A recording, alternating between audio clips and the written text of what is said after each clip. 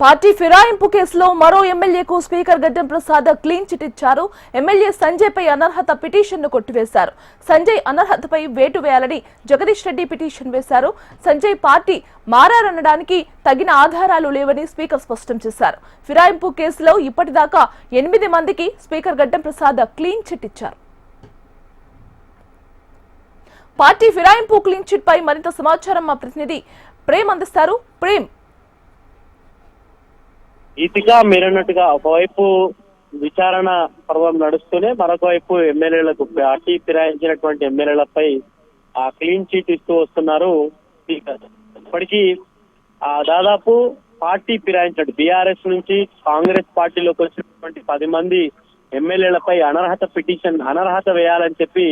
వేటు వేయాలని చెప్పి బీఆర్ఎస్ మొదటగా సుప్రీంకోర్టును ఆశ్రయించింది. ఆ తర్వాత బీజేపీ కూడా ఇంప్లీడ్ కావడంతో ఒకవైపు విచారణ స్పీకర్ సుప్రీంకోర్టు ఇచ్చినటువంటి తీర్పు మేరకు ఒకవైపు విచారణ చేస్తూ ఒకవైపు ఉన్నటువంటి ఫిరాయించినటువంటి వారందరిపై కూడా క్లీన్ చీట్ ఇస్తూ వస్తున్నారు. ముఖ్యంగా పార్టీ ఫిరాయించినటువంటి ఎమ్మెల్యేల విషయంలో స్పీకర్ ఇచ్చిన నోటీసులకు అభ్యర్థులు ఎవరైతే ఉన్నటువంటి ఎమ్మెల్యేలు పార్టీ ఫిరాయించినటువంటి ఎమ్మెల్యేలు రిప్లేలో ఇచ్చినటువంటి దానికి అనుకూలంగానే స్పీకర్ తమ నిర్ణయాన్ని ప్రకటించే అవకాశం ఉంటుంది. ఎక్కడైనా కూడా పార్టీ ఫిరాయించినటువంటి ఎమ్మెల్యేలే మేము పార్టీ మారలేదు, కేవలం అభివృద్ధిలో భాగంగానే సీఎం రేవంత్ రెడ్డిని కలిశామని చెప్పేసి చెప్పుకుంటూ వస్తున్నటువంటి ఎమ్మెల్యేలు అందరూ కూడా వివరణలో కూడా అదే స్పీకర్ ముందు కూడా ఇచ్చినటువంటి రిప్లేలో భాగంగానే స్పీకర్ ముందు కూడా అదే వివరణ ఇవ్వడంతో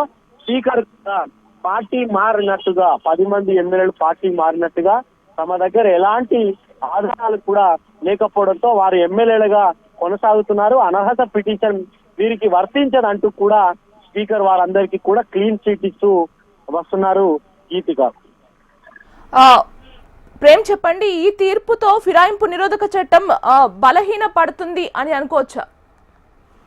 నిజానికి గీతిక దేశవ్యాప్తంగా కూడా చాలా రాష్ట్రాల్లో ఆయా రాష్ట్రాల్లో ఉన్నటువంటి ఎమ్మెల్యేలు అధికారంలో ఉన్నటువంటి పార్టీలోకి వెళ్తూ కొంతమంది అటు పదవులు అంటే మంత్రి పదవులు లేకపోతే వారి అవసరాలకు అనుగుణంగా పార్టీలు మారుతూ వస్తున్నటువంటి ఎమ్మెల్యేలపై కొన్ని చోట్ల సుప్రీంకోర్టు ఇచ్చినటువంటి ఏదైతే తీర్పుల మేరకు కొంతమందిపై అనర్హత పిటిషన్ అయితే వేశారు.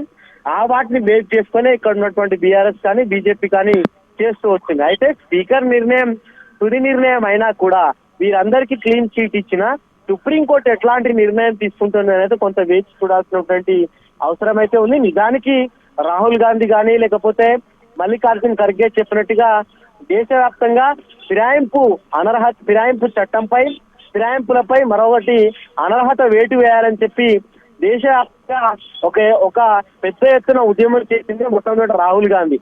అట్లాంటి రాహుల్ గాంధీ రాష్ట్రంలో కాంగ్రెస్ పార్టీ అధికారంలో ఉండి ఒకవైపు ఏఐసీసీ పెద్దలు కూడా ఫిరాయింపులను దేశవ్యాప్తంగా వ్యతిరేకిస్తున్నాం.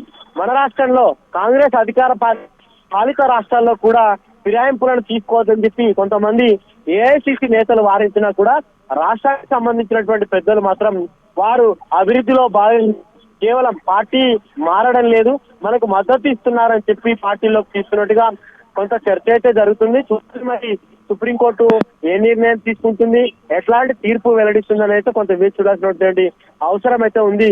Geetiga. Right Prem, thank you.